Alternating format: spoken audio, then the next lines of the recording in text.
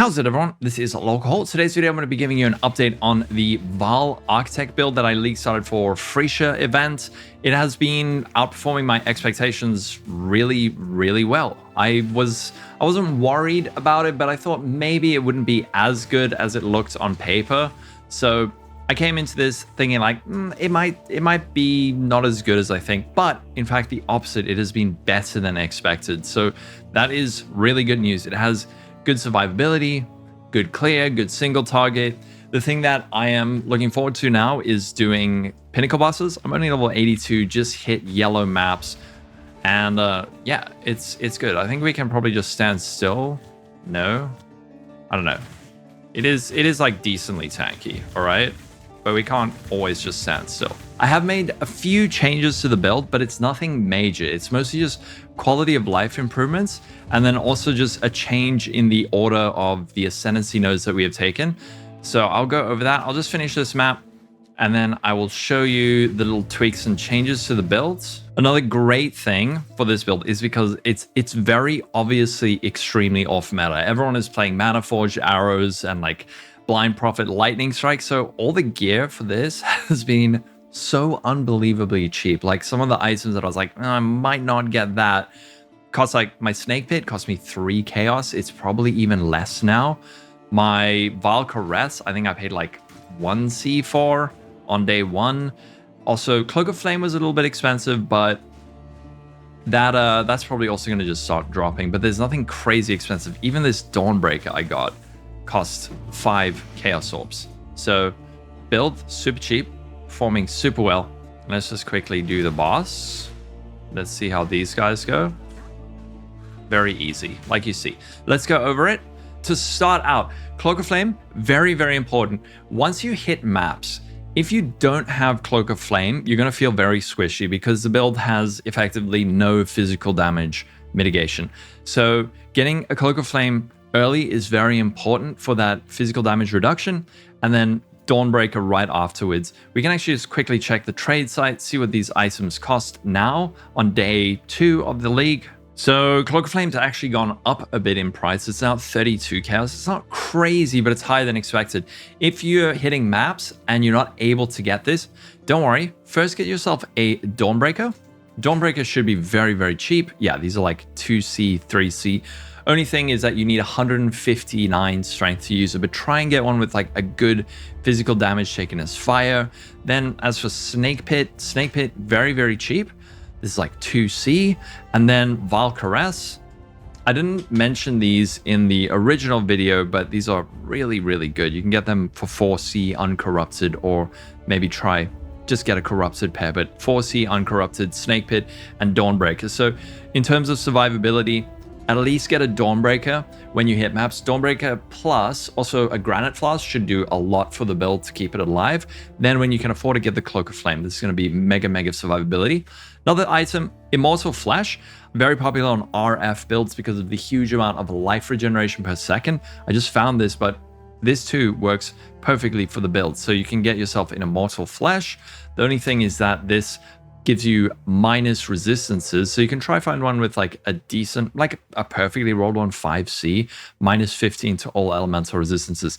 This will really help with sustaining RF without going negative and start losing life.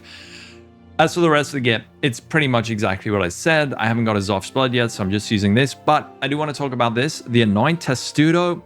Testudo is just so good, giving us 10% block chance, 6% increased block recovery, and most importantly, recover 30 life when you block.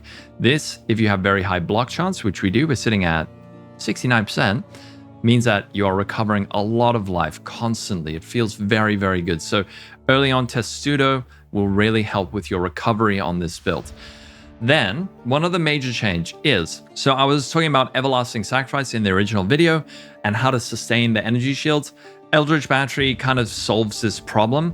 It also solves a problem that we get from Soul Catcher. Soul Catcher, top line, cannot gain mana during effect, very annoying. But if you go EB, that completely solves it.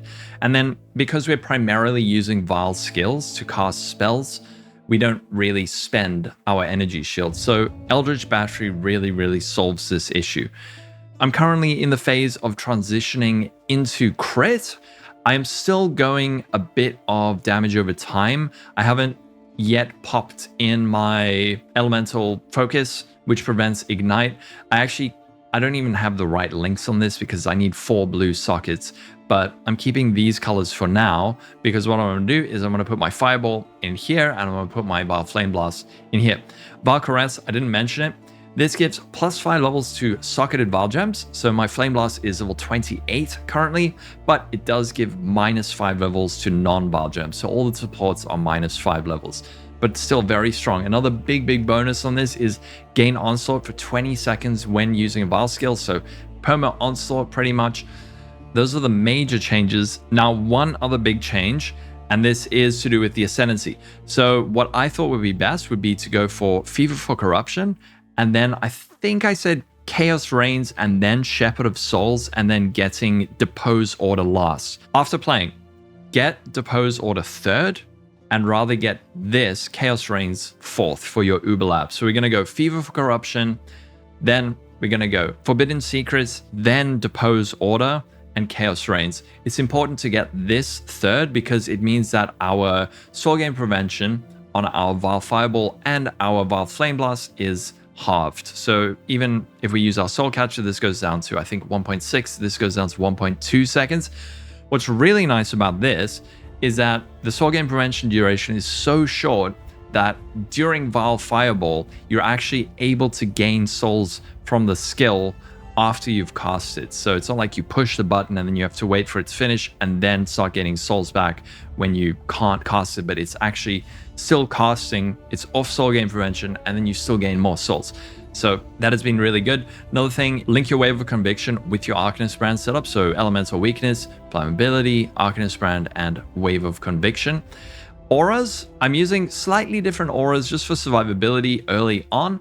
I'm using Tempest Shield, and then Purity of Elements. This is partially to offset the downside of Immortal Flesh while I'm still gearing up. Then Herald of Ash, just for a bit of extra clear and anger. And then Vitality with Arrogance. I'll pop this build pub in the description so you can check it out, get some ideas. But yeah, overall build has been really solid. It's been super fun. And again, it's so off meta that everything is just so cheap. One other thing I should mention is just, if you're going to be doing bossing, take out your Vaal Fireball. The only problem is then you might struggle to generate souls, so you can actually just use normal Flame Blasts just to get those first few souls. The reason for this is that you don't want to have 2 Vaal skills and then you're not filling up your Vaal Flame Blast. So we can actually just see how this goes. So there, I mean, we're getting charges, drop that, drop that. Where's the last guy? Oh, hey. Nice. Oh. That doesn't exist. Help. So I'll give you an update on the build once we make it further into the endgame, maybe fight some pinnacle bosses, but build great so far. Absolutely loving it. Catch you in the next video. Catch me on Twitch. I'll be playing this build live, so see you there. Have a wonderful day. Stay safe, and bye-bye.